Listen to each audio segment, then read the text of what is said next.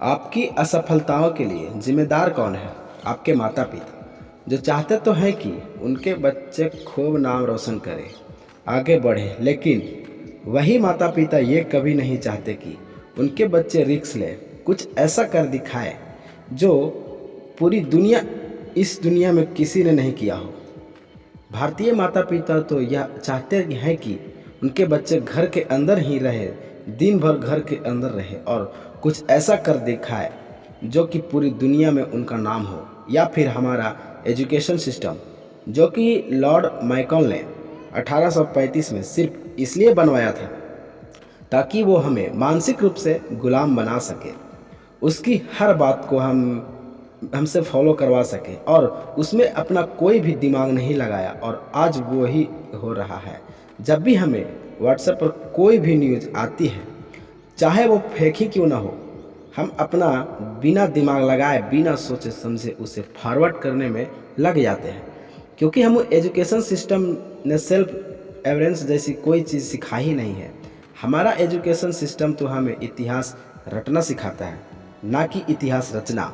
और सबसे बड़ी दुख की बात तो ये है कि जिस एजुकेशन सिस्टम में हम पढ़ते हैं, हर दिन जहाँ जाते हैं वहीं पर हमारा राष्ट्रगान है, जो कि जन गण मन अधिनायक जय है। हम उस गाते तो हैं, लेकिन कई भारतीय को उसका मायना ही नहीं पता। या फिर जिम्मेदार है हमारी सरकारें, जहाँ यदि एक युवा सरकारी नौकरी पाने के लिए निकलता है तो उसे एक नौकरी को पाने के लिए उसको अपने जैसी लाखों युवाओं के साथ प्रतिस्पर्धा करना पड़ता है। चलिए मान लेते हैं ये सब आपके असफलताएं के लिए जिम्मेदार है, लेकिन कई सालों से इन्होंने जिम्मेदार ठहराने के बाद भी क्या आप सफल हो पाए? नहीं, बिल्कुल नहीं, और हो भी नहीं पाएंगे। एक 15 से लेकर 30 साल तक युवा ऐसे कौन सा गलतियां कर रहा है जिसके कारण भारत की आज़ादी 72 साल बाद भी हमारा युवा सफल नहीं हो पा रहा है। जब तक आप अपनी कमियों को नहीं पहचानोगे और उन्हें नहीं सुधारोगे, तब तक आप जीवन में आगे नहीं बढ़ सकते हैं। तो ऐसा कौन सी कमियां हैं जो आपके आज से ही सुधारनी है? पहला, टेक्नोलॉजी का गलत प्रयोग। पहली चीज़ जो आपको जीवन को बर्बाद कर रही है, आज कोई भी इंसान अपनी पति पत्नी, अपने बच्चे, अपने माता पिता से भी ज़्यादा समय अपने फ़ोन के साथ गुजारता है। चाहे काम हो या ना हो, वो दिन भर अपने फ़ोन को देखता रहता है। ऐसा क्या है इस फ़ोन में? हर इंसान में के फ़ोन में 5 से 6 एप्लीकेशन ऐसे होते हैं जिनमें वो दिन भर लगा रहता होता है। हर कुछ देर में उन्हें वो खोलता है, फिर बंद करता है, खोलता है, फिर बंद करता है।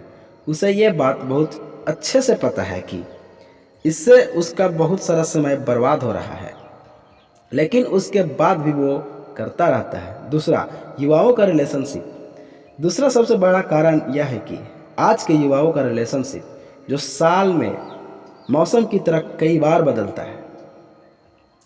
पहले ये परेशान रहते हैं कि हमारे ज़िंदगी में कोई है ही नहीं। जब कोई आ जाता है तब परेशान रहते हैं कि ये आया क्यों, और जब वो उसे छोड़कर चला जाता है तो फिर परेशान रहते हैं कि इसने हमें धोखा दिया।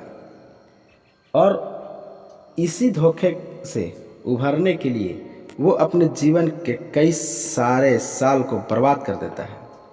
बाबू जानू सोना कहने के चक्कर में वो ये भूल जाते हैं कि उनके जीवन में इसके भी ज़्यादा कुछ महत्वपूर्ण है। पहले वो एक दूसरे से वादा करते हैं कि एक दूसरे के साथ रहेंगे, लेकिन फिर वो ना दोनों एक दूसरे के साथ रहते हैं और ना ही ये समय उसके साथ रहता है। तीसरा, इन्वॉल्वेशन का ना होना। तीसरा सबसे महत्वपूर्ण कारण है कि हमारी सोच में इनोवेशन का ना होना। आज हम भारतीय बहुत ही फख्र के साथ कहते हैं कि, और होना भी चाहिए, कि हमारा सुंदर पिचाई गूगल के सीईओ है, सत्य नडेला माइक्रोसॉफ्ट के सीईओ है, इंदिरा नोई पेप्सी के सीईओ है, और ऐसे बहुत सारे भारतीय विदेशी कंपनियों के लिए बहुत अच्छा कर रहे हैं। लेकिन आज हमें और हमारे देश को इस बात की ज़रूरत है कि हम ऐसे कंपनियों में नौकरी करने के बजाय ऐसी कंपनियां खुद खड़ी करें। लेकिन हमारे देश में तो उल्टा ही हो रहा है। फ्लिपकार्ट और पेटीएम जैसी बड़ी कंपनी बनाने के बाद भी हमने उनका मालिकाना हक विदेश कंपनियों को दे दिया। यदि हम ध्यान लगाएं कि बड़ा नौकर बनने से अच्छा है कि हम छोटा मालिक बन जाए, तो हम अपने लिए और अपने देश के लिए बहुत कुछ अच्छा कर पाएंगे। खुद की गलतियों को जानने के बाद भी तब तक काम नहीं बनेगा जब तक हम उन गलतियों को सुधार ना लें। चौथा, करके दिखाने में भरोसा रखें। मेरी ये बात हमेशा याद रखना कि इस दुनिया को सुनाई कम और दिखाई ज़्यादा देता है, इसलिए बोलने की अपेक्षा करके दिखाने में भरोसा रखें। कई बार आप अपने फैमिली पर गुस्सा हो जाते हो कि वो आपकी बात नहीं मानते।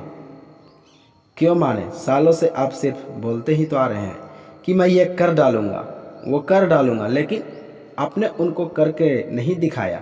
जिस दिन आप उन्हें करके दिखा देंगे, सिर्फ फैमिली ही नहीं, पूरी दुनिया आपकी बात मानेगी। पाँचवा, खुद के साथ एक्सपेरिमेंट करें। आपको अपने साथ एक्सपेरिमेंट करना होगा। दुनिया ज़रूर कहती है कि एक लक्ष्य बनाओ और उसे हासिल करके दिखाओ, लेकिन उस एक लक्ष्य को बनाने से पहले आपको कई बार अपने साथ एक्सपेरिमेंट करना होगा।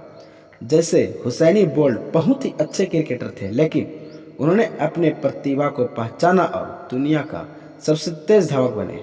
महेंद्र सिंह धोनी जो पहले बहुत ही अच्छा फुटबॉल खेलते थे, लेकिन उन्होंने अपने आप को एक्सपेरिमेंट किया।